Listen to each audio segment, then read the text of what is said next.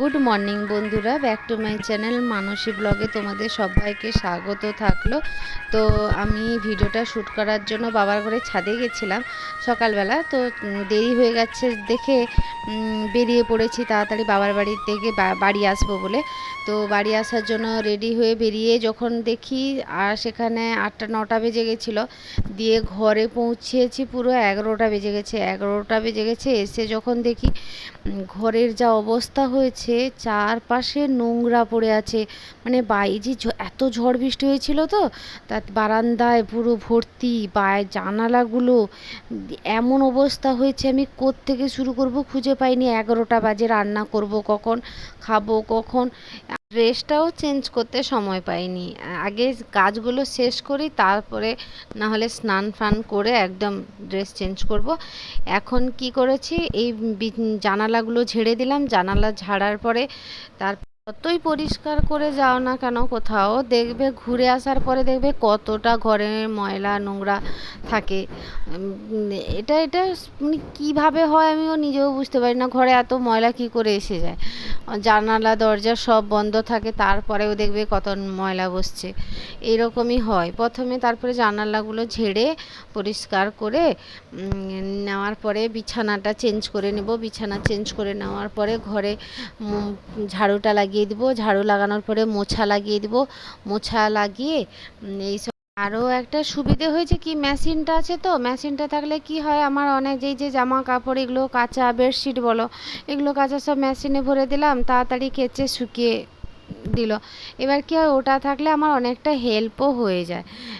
এই জন্য আর ও কাজটা একটু মানে অনেকটা পেয়ে গেলাম, হেল্প পেয়ে গেলাম, যে হাতে কাচতে হলো না। এগুলো কাজগুলো শেষ করে নিলাম, মেশিনে ভরে দিয়ে তুমি সব কাজ শেষ করে আসতে পারো।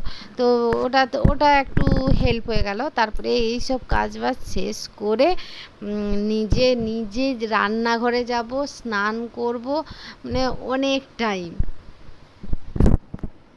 যদি তোমাদের ভিডিওটা ভালো লেগে থাকে তাহলে একটা লাইক করবে, শেয়ার করবে, কমেন্ট করবে, সাবস্ক্রাইব করবে।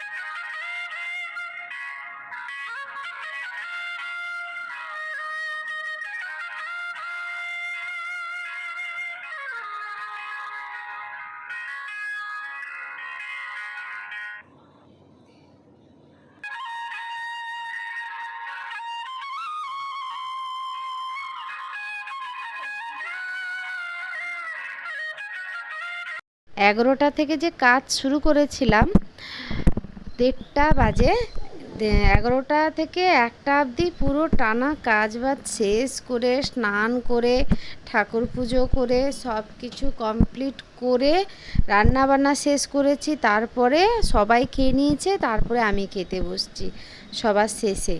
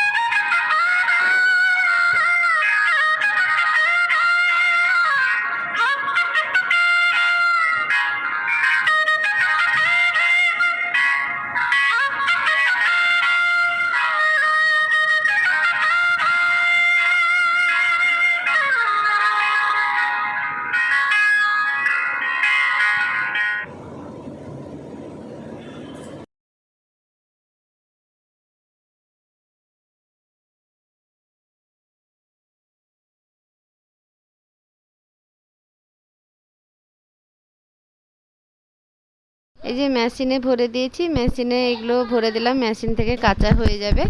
এগুলো ভরে দিয়ে অনেক কাজও করা যায়, কাজ বাজ শেষ করে তারপরে স্নান করতে চলে যাব।